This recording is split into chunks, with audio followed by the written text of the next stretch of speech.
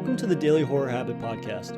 I'm your host, Jay Krieger, bringing you daily reviews of currently streaming horror movies for your twisted pleasure. Be aware that these reviews may include mild spoilers. And as always, I hope you enjoy. As the seemingly endless void of video-on-demand releases continues to grow, it becomes increasingly difficult to keep up with new releases. Time and time again, countless quality films go by unnoticed or underappreciated as a result of becoming buried in the void. And this is how one of the most stunning cinematic achievements of 2019, The Headhunter, is largely missing from best of up-and-coming horror director conversations. Currently streaming on Shudder, writer and director Jordan Downey has crafted a bleak and gripping dark fantasy epic on a shoestring budget, telling the tale of a monster hunter Viking attempting to avenge his slain daughter by beheading the elusive creature that killed her. The film's premise is as simple as one could be, and yet it's Downey's pristine attention to detail and visual storytelling that amplifies its simplicity into something truly remarkable.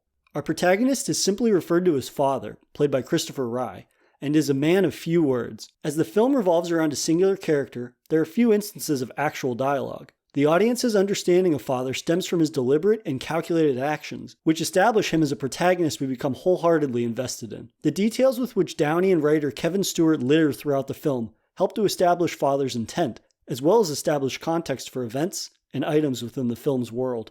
We learn that he's an honorable man, which is conveyed by his refusing to bring his weapons near his daughter's grave. We learn of his unwavering and lengthy tenure to monster hunting, given the numerous monster heads lining the walls of his cabin, as well as arrows with past monster contracts embedded in a nearby tree. From its opening shot, the gorgeous volatility of the Headhunter's world is apparent. It is a cold, cruel, and unforgiving place for the film's singular protagonist to inhabit. For as inherently dangerous as Father's world is, Downey ensures the viewer will spend much time marveling at its mesmerizing scenic shots sprinkled throughout. The film's many nature drone shots stun with their beauty as much as they establish the sprawling lands of this dark fantasy world. But don't let its sprawling countryside shots fool you. The Headhunter's scale couldn't be smaller. Unfolding over only a handful of environments and events, the narrative is surprisingly strong. Employing smart environmental storytelling, little time is wasted in establishing its world and protagonists with needless exposition. The audience initially has several questions which are not immediately answered, yet the answers begin to trickle in slowly. What is Father's backstory?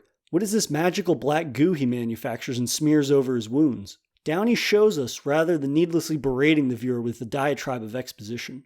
The audience is shown that the black goo heals when applied to Father's wounds, allowing him to rise once more to slay the next beast.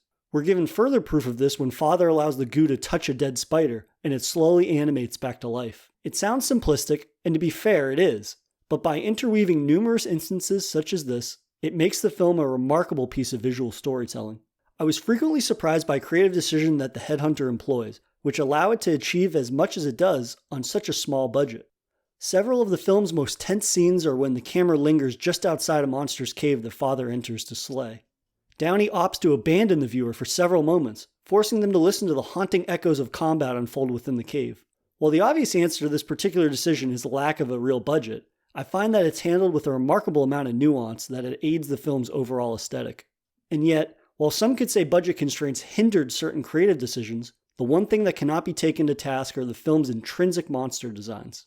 Practical effects and brief instances of CGI helps to establish the brutal and gruesome nature of both the monsters and the land they inhabit. As can be implied from the film's title, Father takes a souvenir from each of his kills, proudly displaying monster heads amongst a wall of spikes. The variation of monster heads, while a seemingly innocuous set dressing, help to establish a sprawling lore of the film's world. And while this lore is only ever briefly touched upon, it's another example of establishing the world's mythology. The variation and gruesome detail with which is on display captures the mysticism and grueling danger in a black metal kind of way. From severed heads to Father's wounds, a sickening attention to detail continues to engross us into this constantly violent and volatile world.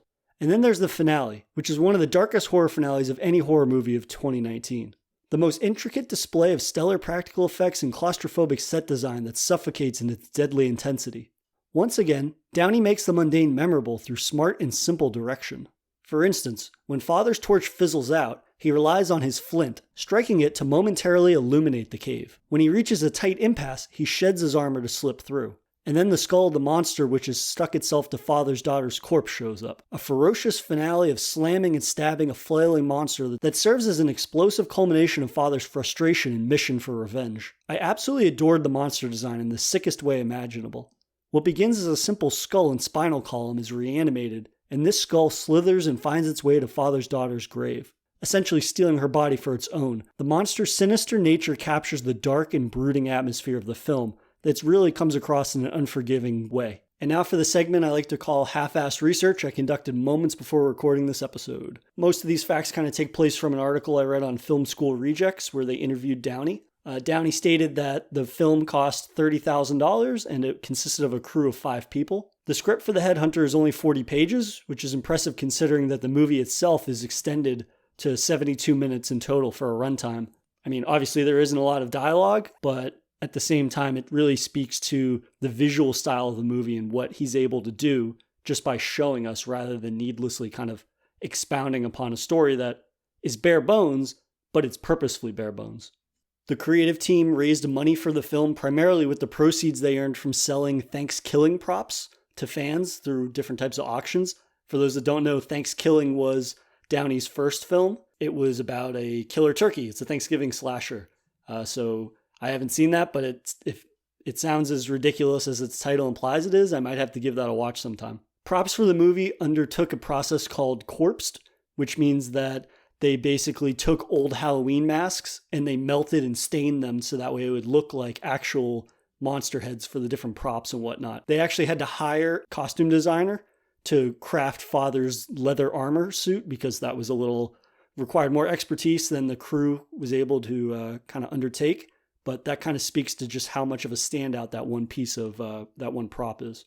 And the lead actor is Norwegian, so Downey says that funny enough on set, once we got the take right in English, then they did a Norwegian take. So there is technically a Norwegian version that does exist of The Headhunter. I think that's kind of cool, interesting. I mean, it isn't a dialogue-heavy movie, so it's kind of interesting that they bothered to take the time to do that. But again, by making the movie in English, obviously, for such a small budget, they want to be able to get the widest audience and widest set of eyes basically on the film. But in the future, maybe if the film is able to generate enough sales and rentals and whatnot, maybe we could get financed a special edition that is in Norwegian, which would be kind of cool. So, given my qualms with the rate at which video-on-demand content is released, films such as The Headhunter serve as a display of this business model's value. By circumventing major studio involvement, Downey and his creative team retain total creative control, resulting in a smarter and concise film. The result is a film that thrives within its own dark fantasy horror corner, while serving a strong use of practical effects and engrossing atmosphere. The film never becomes a larger-than-life fantasy epic, though despite some describing it as Skyrim-esque, it never attempts to be. So, I highly recommend this to fans of dark fantasy looking for a more horror-oriented medieval tale. And that'll do it for another episode of Daily Horror Habit. I'll see you guys tomorrow for another horror movie review. Thanks for listening to another episode of the Daily Horror Habit podcast. If you enjoyed this episode, please subscribe to Daily Horror Habit on your preferred streaming service and follow @Daily Horror Habit on Instagram or @Daily Horror Pod on Twitter.